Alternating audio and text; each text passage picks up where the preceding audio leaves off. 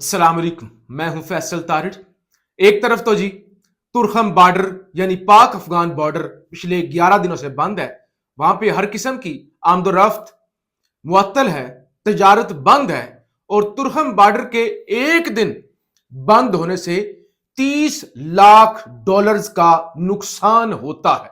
तो लिहाजा पिछले 11 दिनों से वहां पे फायरिंग भी होती रही और बॉर्डर भी बंद है। सूरत हाल इंतहाई कशीदा है। और दूसरी तरफ आज जो आपको खबर दी थी कि बन्नू कैंट पर जो अब तक का बड़ा हमला हुआ है, यानी 2 से 3 खुदकश बमबार जिन्होंने अपने आप को उड़ा लिया और उसके बाद दर्जनों दहशतगर्द जिन्होंने कैंट पर धावा बोला।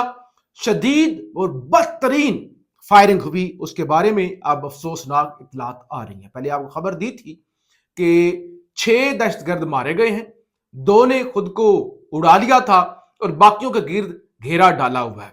अब जो बन्नू के हॉस्पिटल से खबर आ रही है उसके मुताबिक 15 के करीब जख्मी अस्पताल के अंदर लाए गए हैं और 5 बच्चे अब तक शहीद हो चुके हैं और 2 खवातीन और टोटल मरने वालों की, शहीद होने वालों के बारे में जो अभी तक ताजा तरीन इतलात आई हैं उनके मुताबिक मरने वालों की तादाद 9 हो चुकी है और ये तमाम के तमाम सिविलियंस हैं। घरों की छतें गिरी हैं, घर टूटे हैं। इतना जोरदार धमाका था, लोग अफ्तार तैयार कर रहे थे और इसी दौरान ये वाकया पेश आया और इतना बड़ा जानी और माली नुकसान जो है हुआ है। दूसरी तरफ बन्नू कैंट के साथ ही एक मस्जिद भी थी और इतने यानी धमाके का जरा अंदाजा करें कि उसकी इंटेंसिटी इतनी थी, इतना जोरदार और भारी बारूद था कि मस्जिद की छत भी गिरी है, जिसकी वजह से लोग जख्मी हुए हैं। तो ये किस तरह के लोग हैं, अंदाजा करें कि छोड़ देना आपको फौज की पॉलिसियों से इख्तलाफ हो सकता है, आपको यह भी इख्तलाफ हो सकता है कि फौज जो है वो ऑपरेशन करती है या बेकसूर लोग मारे जाते हैं या कसूरवार लोग मारे जाते हैं, बेशुमार लोगों के सवालात हो सकते हैं। लेकिन मसाजिद पर धमाका, मसाजिद को नुकसान पहुंचाना, ये तो किसी बदले में नहीं आता, किसी दीन में नहीं आता, किसी जिहाद में नहीं आता कि आप मसाजिद पर हमला करें। जिसे चंद दिन पहले अकोड़ा खटक के अंदर धमाका हुआ और जिस तरह से वहां पे नुकसान हुआ।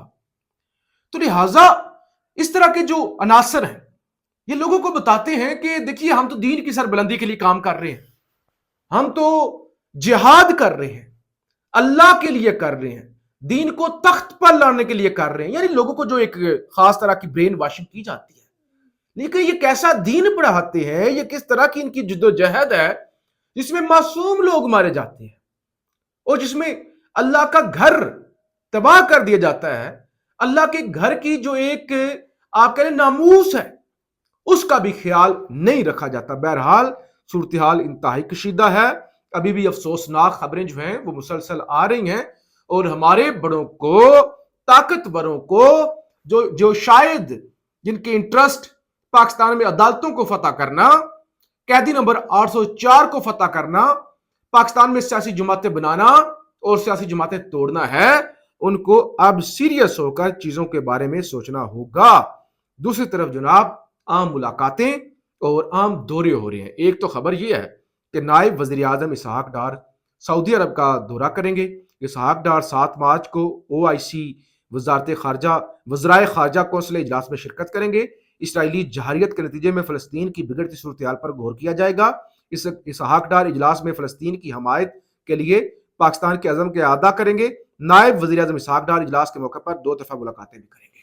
तो लिहाजा एक तो इस इजलास के अंदर, इससे पहले कल आपको खबर दी थी कि जो पाकिस्तान के अंदर सऊदी सफीर है उनके साथ भी इसहाक डार की मुलाकात हुई है।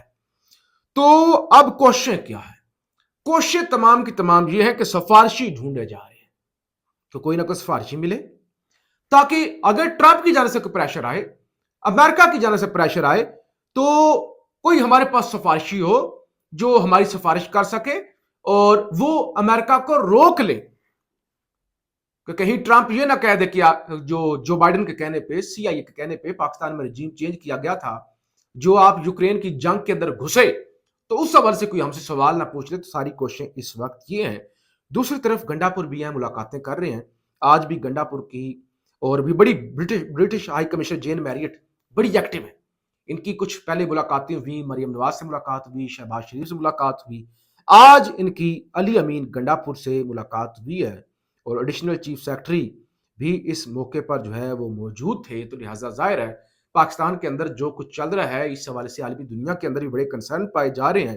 اس سے پہلے آئی ایم ایف بھی پاکستان پہنچا ہوا ہے، ورلڈ بینک بھی پاکستان آیا تھا، اور یورپی یونین کو بھی اس حوالے سے کافی کنسرنز ہیں کہ پاکستان کے اندر جو انسانی حقوق اور باقی چیزیں ہو رہی ہیں۔ تو اب یہ جین میریٹ کی ملاقات بھی بڑی اہم ہے، اور اس کے ساتھ ساتھ سابق صدر عارف الوی پچھلے کئی ہفتوں سے کئی دنوں سے امریکہ میں موجود ہیں، اور وہ امریکہ میں عام ملاقاتیں کر رہے ہیں، عام لوگوں سے مل رہے ہیں، پاکستان کے اندر جو سیاسی صورتحال ہے اس پر بھی لوگوں کو بریف کر رہے ہیں، اور جو 26 نومبر کو ڈی چوک جنا ایوینیو پر ہوا تھا اس حوالے سے بھی وہ امریکنز کو بتا رہے ہیں۔ تو مسلسل ایک کوشش ہو رہی ہے، لابنگ ہو رہی ہے کہ دنیا کو بتایا جائے کہ پاکستان کے اندر اس وقت جمہوریت کا کیا حال ہے۔ اور پھر جناب آج جب 1 سال مکمل ہوا شہباز شریف کی حکومت کا، تو شہباز شریف نے بڑا چوڑا ہو کے بتایا کہ ہمارا کریڈٹ کیا ہے، ہماری کامیابی کیا ہے۔ شہباز شریف نے کہا ہماری کامیابی یہ ہے جی کہ ہم نے ایک تو ملک کو ڈیفالٹ ہونے سے بچایا نا، دوسرا کوئی ہمارا سکینڈل نہیں آیا، اپوزیشن نے کہتے ہیں زور لگا لیا لیکن ہمارا کسی قسم کا کوئی سکینڈل نہیں آیا، ہم نے بڑی ایمانداری سے حکومت چلائی ہے۔ تو بہرحال اب سکینڈل تو آ چکا ہے۔ فیصل واڈا صاحب کی جانب سے دعویٰ کیا گیا تھا چند دن پہلے کہ جو کراچی کے اندر پورٹ قاسم کی زمین ہے، 500 ایکڑ کے قریب زمین ہے جو 50 سال کے لیے لیز پہ دی جا رہی تھی، جس کی مالیت کوئی 60 ارب سے زائد بن رہی تھی لیز کی، اور 4-5 ارب میں یہ کوڑیوں کے بھاؤ جو ہے وہ دی جا رہی تھی۔ تو اس حوالے سے انہوں نے سکینڈل بریک کیا تھا، اور آج اس حوالے سے حامد میر صاحب کے پروگرام میں وہ موجود تھے، تو انہوں نے بتایا کہ کس طرح انہوں نے سارے اس کھیل کو بے نقاب کیا ہے، اور اس کے بعد انتظامیہ کی اور جو تمام کرپٹ افسران تھے ان کی دوڑیں لگی ہیں، اور وہ کانٹریکٹ واپس ہوا ہے، اور میری ٹائم افیئرز کے یا جو متعلقہ وزیر ہے کیسر احمد شیخ صاحب، انہوں نے بھی اس بات کو ایکسیپٹ کیا ہے، کہتے ہیں کہ فیصل واڈا کی وجہ سے، فیصل واڈا کے انکشاف کی وجہ سے ہی جو ہے ہم اتنے بڑے سکینڈل سے بچ گئے ہیں، اور پاکستان کو جو ہے نا، پاکستان اور قومی خزانہ جو ہے وہ اتنے بڑے جھٹکے سے جو ہے وہ بچ گیا۔ یعنی آج شہباز شریف آج ہی چوڑے ہو کے بتا رہے تھے نا کہ دیکھو کوئی کرپشن نہیں ہے، ہم نیٹ اینڈ کلین ہے۔ یہ تو ابھی جب فائلیں کھلیں گی، ابھی جب یہ جو ایک 2 نمبری اور یہ جو رجیم ملک پہ مسلط ہے یہ جب جائے گا تو پھر پتا چلے گا نا۔ ایک تو ملک کا ویسے بیڑا گرک ہو گیا، انویسٹمنٹ اس ملک کے اندر آ ہی نہیں رہی، تو اوپر سے چیزیں آنا شروع ہو گئی ہیں سامنے۔ اور اگر فیصل واڈا جو کہ اسٹیبلشمنٹ کا بندہ ہے وہ سکینڈل سامنے لے کے آ رہا ہے، تو اس کا مطلب یہ ہے کہ اندر ہی اندر اسٹیبلشمنٹ نے اس حکومت کی بھی فائلیں تیار کرنا شروع کر دی ہیں کہ کل کو اگر یہ اکڑتے ہیں، چوڑے ہوتے ہیں، آنکھیں دکھاتے ہیں تو ہمارے پاس مواد موجود ہو۔ پھر ایک اور خبر سن لیں، وزارت قانون نے حکومت کا نیب ترمیمی بل واپس لے لیا ہے۔